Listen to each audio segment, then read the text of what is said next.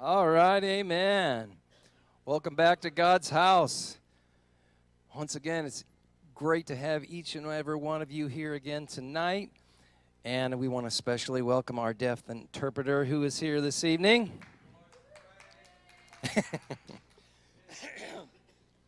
Listen, the Lord has a great word of knowledge and direction and revelation and encouragement and truth for you again tonight.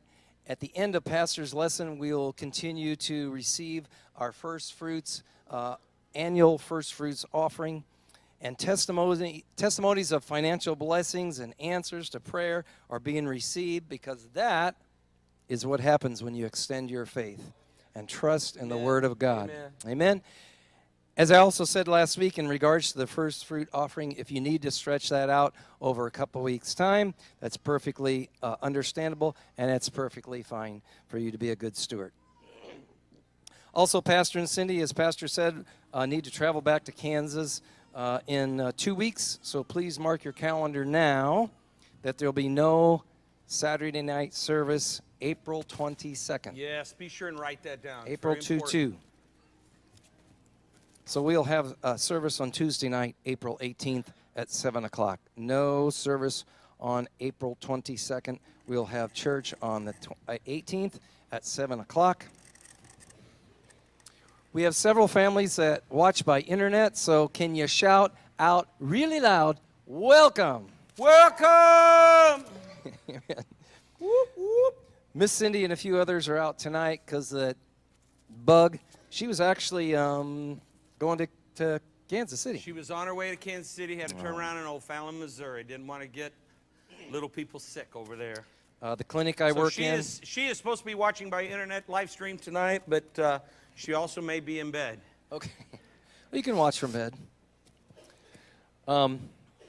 Yes, in our clinic where I work, I've had people calling in now a little bit more over the last week and a half. Same kind of thing, coughing and chest and all that kind of stuff.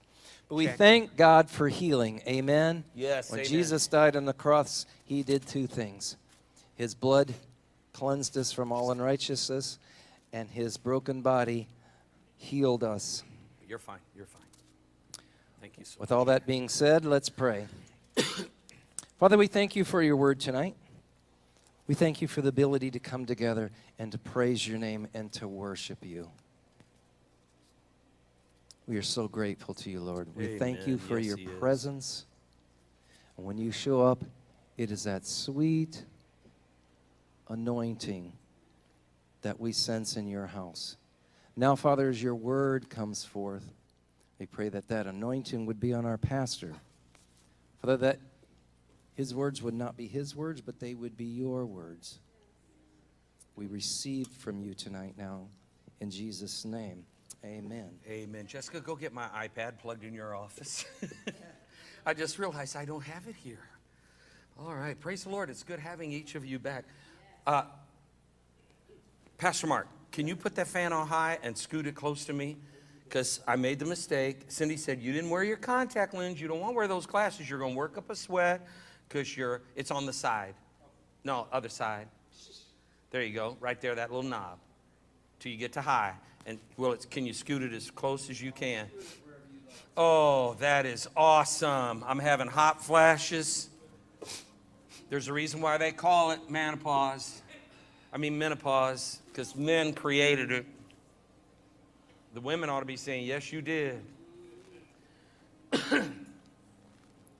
All right. Praise the Lord. Somebody give the Lord an amen or something here. Buy me some time. Throw me a bone. Buy me some time. Oh, so good to have each of you. Many weeks ago, we've been talking about the sound of Jubilee coming into the earth, because the Word of God says in Leviticus that they shall make the trumpet to sound, and you shall break forth the sound of Jubilee. So we began moving into this study of Jubilee because I began to realize that I know many Christian people who are frustrated in life because sometimes there is the preaching of Jubilee, that all debts are canceled, that prosperity is returned, that things that you have been bound to are released, that you are set free from them. Things that you have struggled with for years are released, that the land returns to its original owner, meaning that some point you are going to get back everything that the devil stole from you. Can I get a witness in the house? Oh, no, I need a better witness. Don't get lazy on me. I'm working up here. I'm working. Come on, Jim. Put your hands together. Thank you. I need a little help up in here. Can I get a little help up in here in the house of God tonight? All those things happen in Jubilee when Jubilee comes. And Jubilee is being declared. It is here. However, there has not been a sound accompanying it. You cannot just hope for Jubilee to come, because Jubilee is initiated by a sound. So the sound you make does matter. Turn to somebody next to you and say, the sound you make does matter. Say this to me, the sound I make does matter. Say this, the tone I use does matter. It makes a difference. It makes a difference. See how quiet you were that time when I said it? Yeah, because it makes a difference. The problem that exists in the world today is that when the church, the body of Jesus Christ, the inspired people of God, when those of you who have pledged allegiance to Jesus Christ do not know what sound you are supposed to be making, when the church is not in touch with the sound that is coming from heaven, and the people of God do not know what voice to say yes and amen to, then the church even makes an uncertain sound.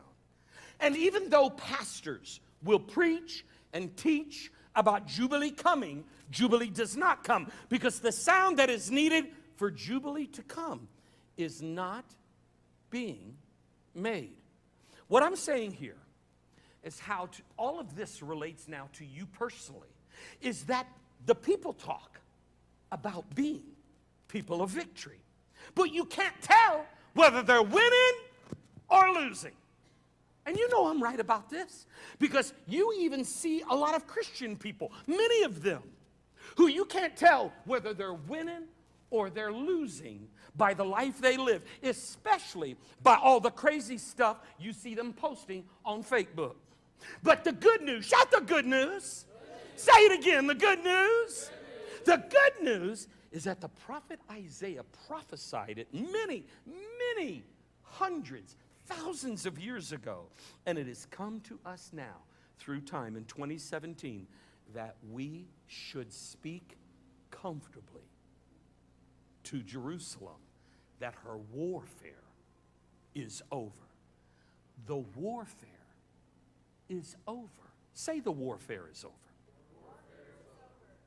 In fact, let's make it a little more personal. Say, my battle is over.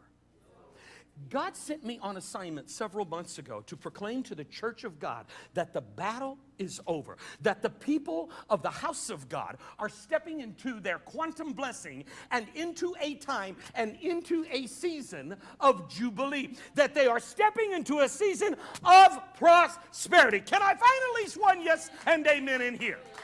And understand very clearly right now that you may have to fight for some things. Oh, yeah, say, oh, yeah. But every so often, the warfare is over. And you need to realize right now tonight that some of the things that you are fighting for have already been won for you by Jesus Christ, the Son of God, the Anointed One, the King of Kings, God with us, Emmanuel. Jesus has already won the warfare. And now it is time for you to be making the joyful sound that Jubilee is actually here, and that your victory is already won. That's what Easter is all about. So you need to get excited about it. That's what Easter is all about. Stand up and put your hands together and make a joyful sound of victory, because the sound you make does matter. It matters. It matters. Every day it matters. be seated. Listen, you need to come. Eric, turn me up a little more. I'm going to run my voice out. You need to come to the understanding, as I have through this study, that yes. Microphone. Oh, well, no wonder. Thank you. You got my back. Give the Lord some praise for having my back. Whoo.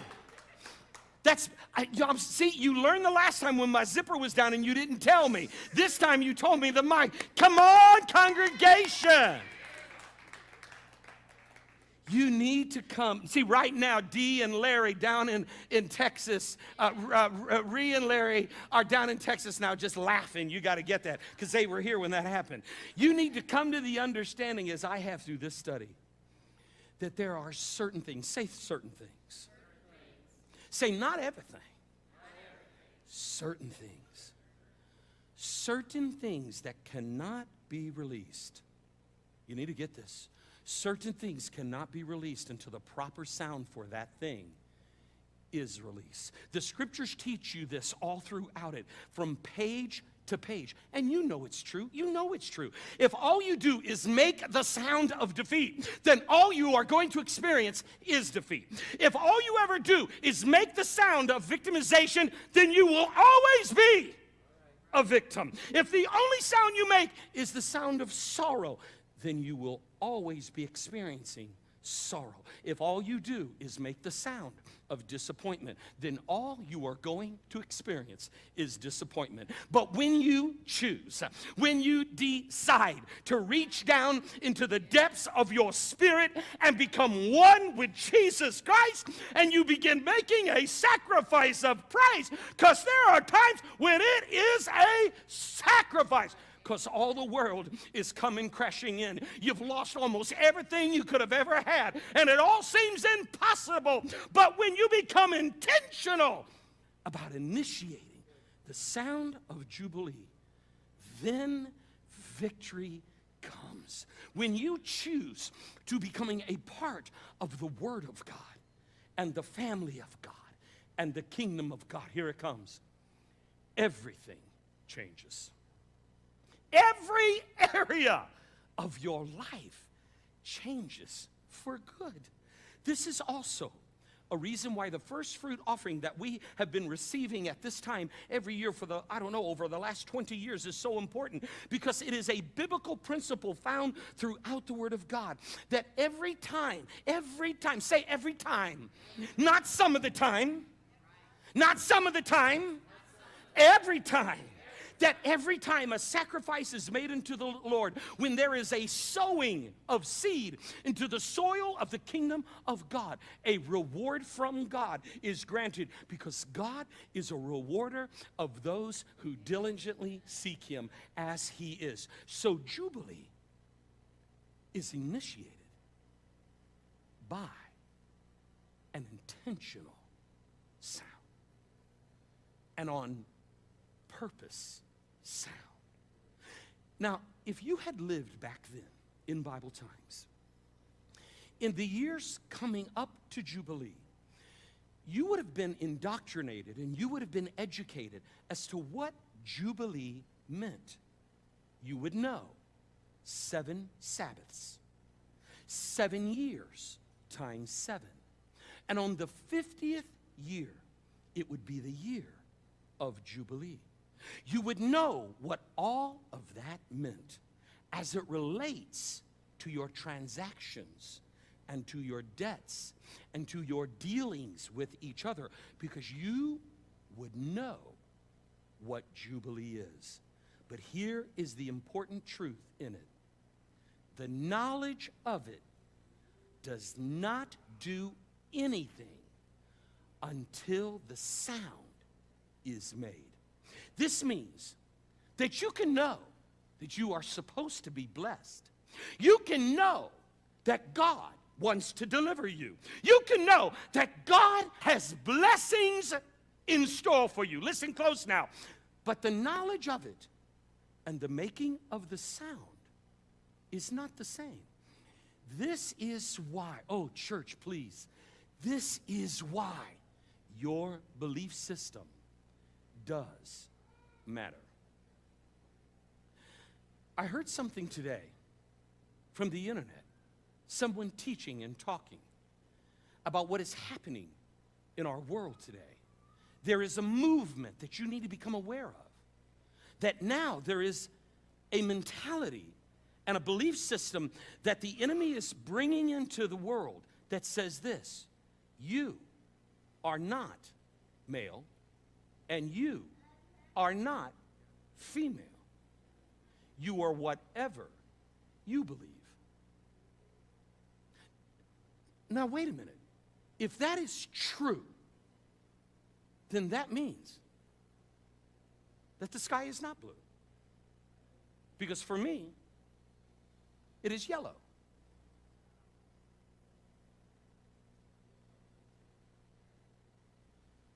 If I can say what you are and please understand, I'm not talking about being mean-spirited here. Come on, come on. I'm not talking about you going out and judging people. But I'm talking about that you need to be very careful about your belief system. You better be very careful. Listen to me, listen to me. Your belief system does matter.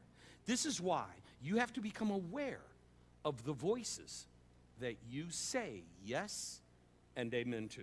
Because I'm going to tell you why. It does matter.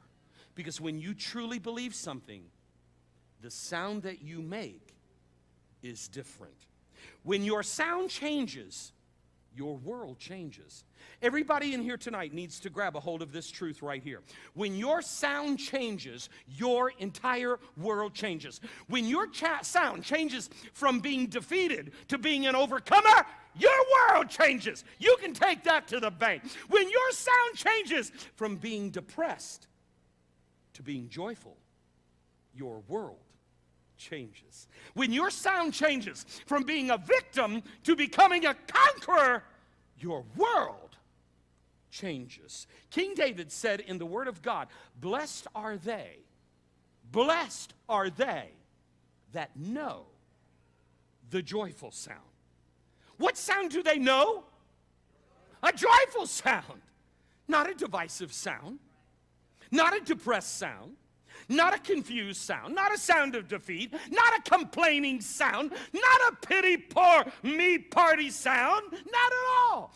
Those who know a joyful sound are blessed. And here's why it says, and I quote, for those who know a joyful sound are blessed, because they shall walk in the light of your glory, O Lord. This tells you that there is something special about a joyful sound that puts you in a position of being blessed. But why is that, Pastor Casey? I can tell you. Because God chooses to dwell with those who rejoice. Oh, you better get this. Don't ever forget it. Never, never, never. God does not dwell in the company of complainers. God chooses to dwell with those who rejoice. Now you know why I'm so passionate about us rejoicing. Now you know why I push on you to get you to rejoice. Because I know the enemy is on the other side of you trying to pull you back. And I'm trying to help push you towards rejoicing. Because God dwells in the company of those who rejoice. God moves into a place and God moves into every area of your life based on the sound that you are making. And God says, blessed are those who know the joyful sound. And I think that right now and right here in this moment, you need to understand that God wants to dwell with you.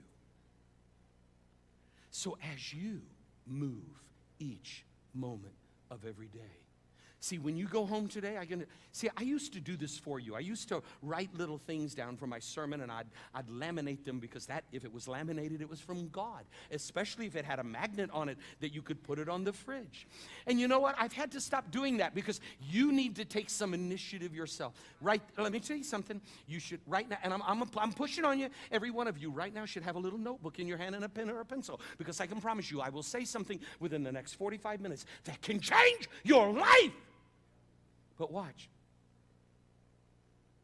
You are so consumed with life that it is so easy to forget by the time tomorrow gets here. Now, please, I'm not condemning you. Lighten up. You're getting real serious on me here. My job is to push you. I'm pushing on you because you need to be attentive. And watch. I can promise you, there is something that God will say each and every week. You may not need it, but somebody you meet this week may need it. Come on. How many people are you around who are depressed? How many people do you know are hurting and going through turmoil and strife or difficult times in their life? And you know what they need to know? They need to hear something. Because, see, they want out. And they're praying, God, if you'll just get me out of this situation. No, 90% of the time, God's going to deliver you from within the situation. How does he do that? By the sound you make. You have to, see, how many people cannot understand me saying to them, all you got to do is change the sound you make. Change what is coming out of here. Because what comes out of here is only 12 inches from here.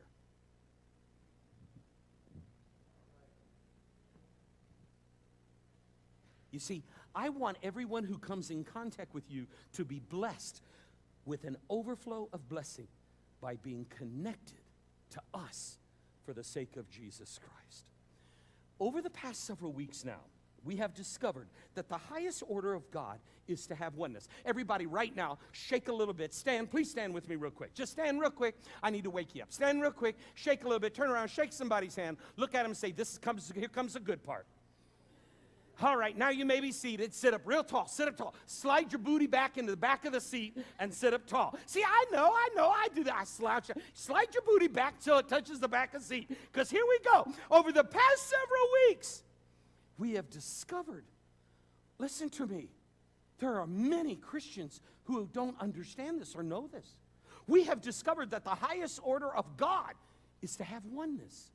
And to have oneness, God's greatest desire is to have a family. Everything that God does is based on that purpose. Everything, say everything. Everything is connected. God, man, creation. If you have knowledge, watch now. If you have knowledge, and you have knowledge now because you've been coming here. If you have knowledge and understanding of this big picture, then as you read and as you study the Word of God now, you will gain greater truth of the revelation and the deep hidden mysteries of what God has been trying to say for millennial. So what does God do? God creates a place for man. And God creates man in his image and in his likeness because God wants a family. So we find Adam there. Or more accurately, we find Ish. Say Ish. Ish is his real name. We translate it to Adam. Ish means in his image and in his likeness. We find Adam there. Or more accurately, we find Ish, which means icon. Because Adam is the icon of God. He is not God. He's not. He is a reflection of the image and the likeness of God. And as time passes, though, the oneness that God desires for Adam, watch now, Adam does not find, because to have oneness, you have to have mutuality. Listen to me now. Adam does not find the oneness that God wants him to have, because to have it, you have to have mutuality. Adam does not have mutuality with God because God is not flesh and bone. God is spirit. Nor does Adam have mutuality with anything else that God has created because Adam is the only living human being. So therefore, God reaches into Ish and he pulls out Isha, Eve, because it says she was taken from Ish. The Word of God then says that the two of them shall become what? At the very beginning of this thing, God is setting the big picture. The two of them shall become what? What? Say it. See, you can't even say it. You can't even say it because you're struggling with it because you think this is all about you. No, it's not about the many, because to God there is not many. There is only. Come on, there is how many? Okay, this is 1, this is 2, this is 3, this is 4. Help me out. There is the two of them shall become together. Watch this now. Together, Ish and Isha live a life that is perfect. Wow. No sin. Oh, wrap your brain around that. Oh, wait a minute. No death. Perfect bliss within the place that God had created for them. As you study the Word of God, it tells you that God specifically created 3 types of trees in the garden. One tree is the tree of life. Say the tree of life. The tree of life. Ish and Isha are allowed to eat of this tree as much and as often as they wanted.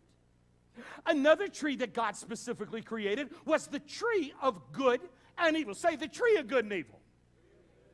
And God gave Ish and Isha instructions that they were not to eat from that tree. And the third tree was all them other trees. Say them all the other trees.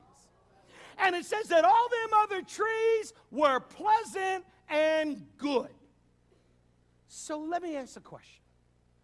Why would Ish and Isha disobey God? 2 reasons.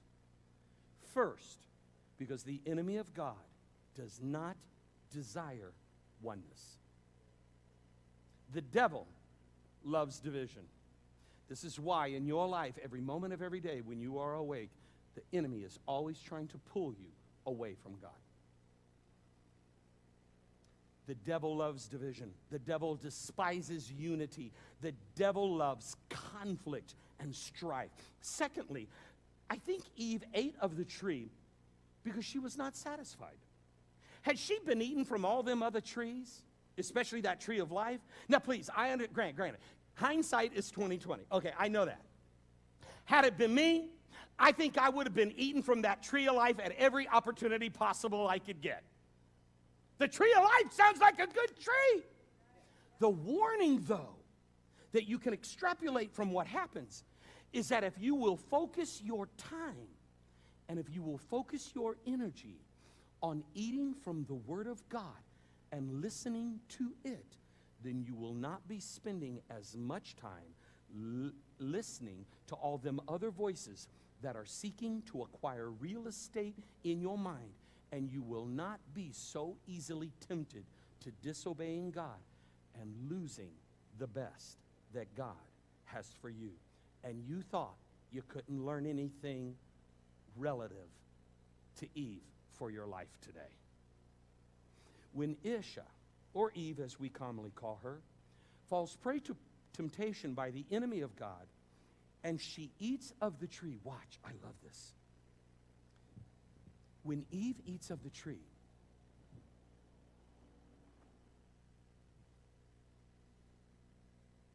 nothing happens. Go read it. Nothing happens. Eve eats of the tree, and by the way, it wasn't an apple. We just do that because of the wicked witch and the apple, and what's that girl that fell asleep? Snow White. No, Sleeping Beauty. Was it Sleeping Beauty? Okay. No, Snow White. Oh, Snow White had an apple too? Wow, they all have apples. No wonder I don't like apples. You know what? I need to eat an apple tonight because I have trouble sleeping at times. Eve eats of the tree of life. Watch. Everything in creation is still the same. Wait a minute. I thought God said not to do that. Creation has no response to what Eve does. There is no retribution. There is no punishment for her disobedience. And there is a reason why there isn't. The first covenant that God makes with man when he creates man is with man. Ish, not Isha. Not until after Adam eats of the tree of good and evil is the covenant of God made, that the covenant that God made with man broken. Watch this now. You will discover this if you take it and you read it very slowly and you break it down.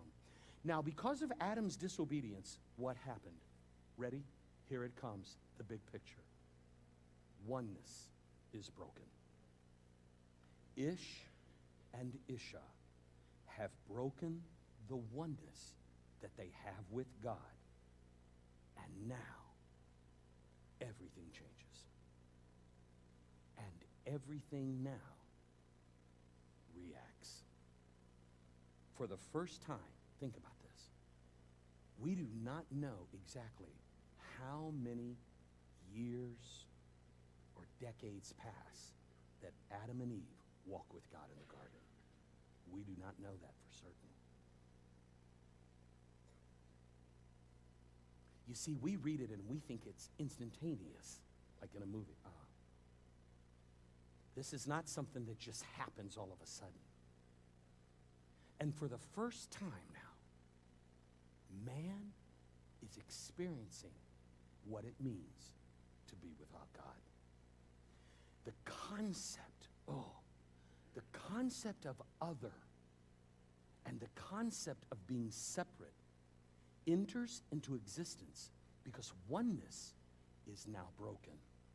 We know this because after the disobedience, it says that they hid. Fear, for the first time, enters into the world because it says that they were afraid. It never says that before. The earth now has a response. Oh, watch. What they used to have freely now, it says, now you got to work for it. The Word of God says that the earth will now yield thorns and thistles, and that Adam will have to sweat to get from the earth its fruit. That statement and everything that is happening at that moment in time will come back into play when Jesus Christ comes thousands of years later. There is a very, very big picture being presented to you at the very beginning that if you miss it, you miss so many other things. Who has an old-fashioned Bible? Because now I use my iPad. You miss. Oh, I can testify from this. The reason why I am so passionate about this, I personally have missed so much from these pages because no one taught me the big picture that took place at the beginning. I have to know that to connect the rest of the dots. Have you ever done one of those little mazes, that you have to go through with your pencil and try to find it when you're waiting at a restaurant? I know you, it's for the kids, but I know you do it too. Are you ready? If you don't understand this here, you can't even find the opening to get started. And so what happens then is over time, Christian people have taken parts of the Word of God and have misinterpreted. Please understand, not on purpose. Most of it's not done on purpose. It's unintentional oftentimes. But God says in His Word, the people perish because of an ignorance of His Word. And it starts right here at the beginning. You cannot miss this, or you miss other things. And when you study the Word of God, you have to know what the big picture is, because it gives you greater understanding and meaning as to why God does everything God does over thousands and thousands and thousands of years leading up to this moment in time that we call Easter. The whole purpose and reason for Jesus coming, this is going to bother some of you. I know it is. I'm pushing on you. That's good. I'm supposed to do that. This is going to bother you a little bit because you think this is all about you. No. The reason and the purpose Jesus comes, the big picture, He comes to bring back the the oneness that was lost. Because 4 things were lost because of what happened in the garden with Ish and Isha in regards to you. You lost your relationship with God as Father. You lost a proper relationship of yourself because now you see yourself as distorted, meaning that you do not see yourself as God created you to be, which causes you to lose relationship with others because you now see them as separate and as others.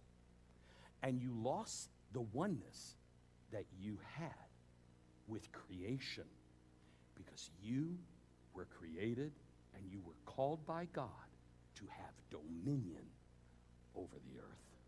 So Jesus chooses to come for the sole purpose of bringing restoration of all of it because God wants oneness and God wants a family. Now, I have to stop here for a minute, and I have to remind you of the passage of Scripture that you have read, many of you now, many times in 2 Chronicles chapter 7 that says, if my people who are called by my name will humble themselves and pray and seek my face and turn from their wicked ways, I will hear from heaven and I will heal their land. Now, watch, because of what we have already talked about. Now, you have greater understanding of the big picture. So you understand this passage of Scripture now more deeply than you have ever understood it in your entire life in this moment.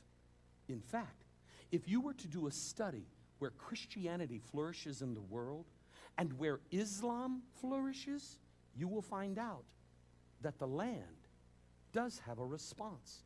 And that is that the places where Christianity flourishes, that it is mostly green and there are crops and it grows things.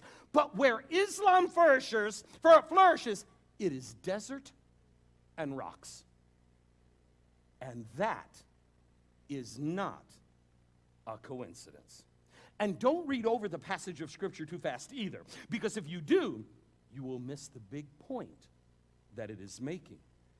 That when it is saying, if you turn from your wicked ways, that the land will have a reaction to it. So don't tell me it's not connected. It says that because when oneness is broken, Eden had a reaction. Guess what the first reaction was? They were cast out. God said that the earth would start yielding thorns and thistles, and you have to sweat for what you used to get for free. Well, watch now. The reason for this is because you were not created for just yourself. You were created to have dominion over the entire earth. The earth belongs to us. That's a good thing. You were created to have dominion over it. And because of what happened with Ish and Isha, we lost our oneness also in the earth. This is not some crazy tree-hugging New Age teaching or theology that I'm trying to get you to do. I want you to understand something. See, that's what the enemy does. Twist. This is a fact, the truth, that God created us to have dominion over the works of His hand, and that the earth is in relationship with God. And the earth will fight against you and resist you because the earth was created to be in covenant with God. And if you stand on the earth and you do evil, the earth was not created for the purpose of facilitating evil. So therefore, if you do evil on the earth will say, is it not true? You cannot stay here. Why do we have a space program? And please understand, I'm not an environmental wacko. Because I believe in balance. Somebody say, I believe in balance. But you can't go around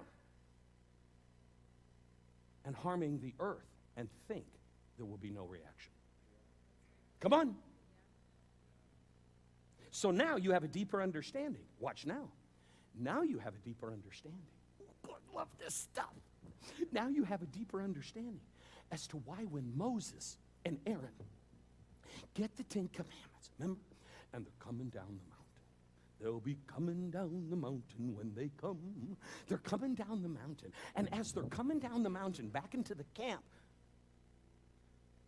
Aaron says, I hear an uncertain sound coming from the camp. And I can't tell if it's the sound of people winning or the sound of people losing. And when they got down to the camp, they discovered that the people, and it only took 40 days. What a bunch of mealy-mouthed, no good, spineless, dirty dogs. Only 40 days and they turned away from God. And they began worshiping false gods and idols. And what does it say? And the earth opened up and swallowed them all. Come on. I've been telling you for years, and you have thought I was crazy until now. Glory to God, there is retribution. Everything is connected. But wait. I got to turn the page.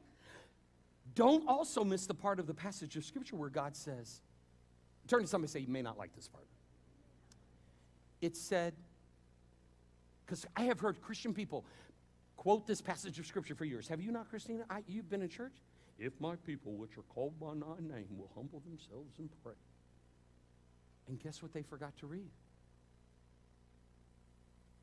The perfect witness of something. 3 words. If. Come on. Whose people? Whose people? Yes. God's talking about the people of God here, his people. He's talking about those who believe in him, us. And then God says, if they, wait a minute. He says, if they will turn from their wicked ways. What God is actually saying there is that some of his people still got some wicked ways in them. No way. Yes way. Wow. That's a mouthful, because you can infer from it that you better not be judging people too harshly, because some of God's folks, they still got some wicked in them. Have you ever stopped and thought about that? Probably not. Especially what that is saying is that the people of God are supposed to be the ones turning. The people of God are supposed to be the ones turning from their wicked ways. And if they will do it, and if they will humble themselves and pray, God will heal our land. God's not talking here to people who are not in relationship to him. God is not talking to everybody, because we are the ones who have been restored to oneness through Jesus Christ, the Son of God. And when you are in covenant with God and you turn from your wicked ways and you humble yourself and pray, the land is healed and all of creation begins to go to work for you. Prove it. Red Seas will open up. Water will come out from a rock. Rain will come in a dry season. Time will stand still. And the reason why Jesus came was so that he could restore what was lost.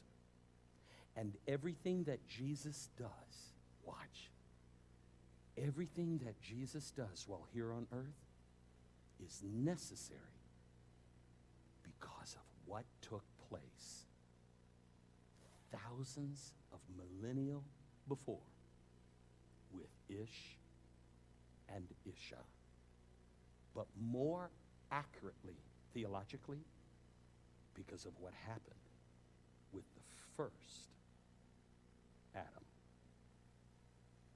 The one whom God had made the first covenant with. And now, for everything to be restored, a second Adam must come and be the witness that all is restored and has been brought back to oneness. The good news in it is that if something, oh, I'm so glad God gave me this phrase.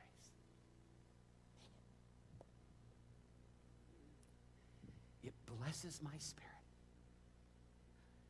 Because if something can be lost, it can be found. Isn't that awesome? If something can be lost, it can be found. Because once I was lost, but now I have been found. Because Christ's coming was for the purpose of bringing back oneness. Lord God, I thank you for the revelation and the power of your word. I thank you for the encouragement. I thank you for its inspiration. I thank you, Lord, that it moves in us to desire more of you and to seek you with all our heart. We thank you that you are a God who is a rewarder. We praise you for these your people who have gathered in this house and who are watching by internet. Lord, I thank you that you are able. How awesome are you, God, as we sang tonight. Awesome, God, that you can move through the sound that you are making through your messenger in this house, through a little bitty camera, and move throughout the entire world, Lord. And you can minister and touch the lives of your creation. Because your desire is to have oneness and to have a family. One family. Thank you, Lord, for giving us now a safe journey back to our homes or places of entertainment or out to eat. We thank you for this house that you set here. We thank you, Lord, for the support that these people give to it financially, with their time, with their kindness, their friendship, with their smiles, with their words of encouragement, blessing. I thank you so much for a church that doesn't come to judge anyone, but comes to build and restore and renew and understand that all of us have sinned and fallen short of the glory of God, and we are called by God to be able to accept the humanity of all who have been created. We thank you, God, that because of what Jesus did and because of what happens as he sends the Holy Spirit, we now have mutuality with you as never before. And we praise you for it. In the name of your son, Jesus, we pray, and everyone said, amen. God bless you, gang. Awesome. Listen. Let me show you how cool God is. I never plan lessons or material based on the calendar. Okay? Okay. This is not, okay, let me help you out. This Sunday is not really the day Jesus went into Jerusalem and they laid palms. Okay? It's a day that some guys chose that we ought to set a day aside to remember. That's not a bad thing. Can I get an amen? Okay? There's all kinds of debates about the exact timelines. It doesn't matter. I preached about a few weeks ago. Don't need to get hung up. December 25th is not the day Jesus was born. Let's settle that once and for all. Okay? And there's no need to get hung up on the details there. Let's just remember he was born. I don't care what day. It's why we can have church on a Saturday night. Or in a couple weeks, we're going to have it on a Tuesday, and we're not going to die and go to hell if Jesus comes. He's still going to come get us. I grew up in a church that said if you go to a movie house and Jesus comes, he's not going to come get you. What? I know he knows where Showplace Cinema 12 is in Edwardsville. What? If that's all it takes to get missed, I might as well go do some real sin.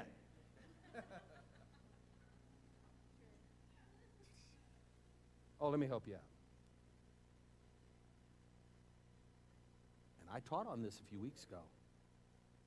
If you love God and you have asked him to forgive you of your sin and you seek to serve him, but you mess up and you go to a strip club and you're sitting there making it rain and Jesus comes, guess what? He'll come get you. He's going to be mad at you. Especially if he's got your wife next to him. But he's going to come get you. And here's where we have a problem within Christianity and the mentality of legalism and narrow-mindedness. If you're sitting there thinking, oh, Pastor just said it's all right for me to go to the club, make it rain. You know what? You ain't saved. You're kidding yourself. Come on, come on. Can we be real? Let's stop playing games with this thing. Come on. Remember this. I said this 25 years ago, and I did not realize how profound it was when God gave me this enlightenment and this revelation. God does not judge you by your actions. He judges you by your motive. Remember that. And I'm so glad, because if he judged me by my action, he would have killed me a long time ago. Oh, wait. Thank you, Stacy. She clapped, because she knows God would have killed her too. And I don't even know her that good. Thanks for helping me out.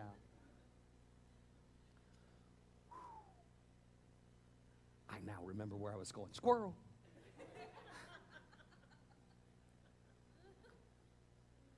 I don't plan sermons and lessons based on the calendar.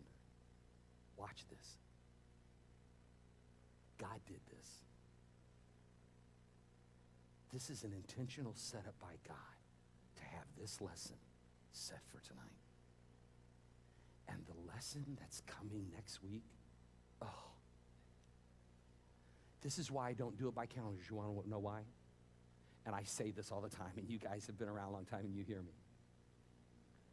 What's coming next week, I don't think I'll ever be able to top or do better because of what God wants to present to us, especially for an Easter sermon.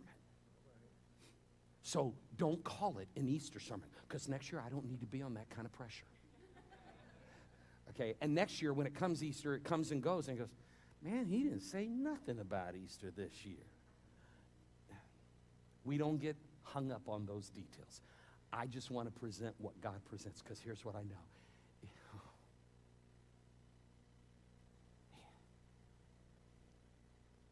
If we will let God just be God,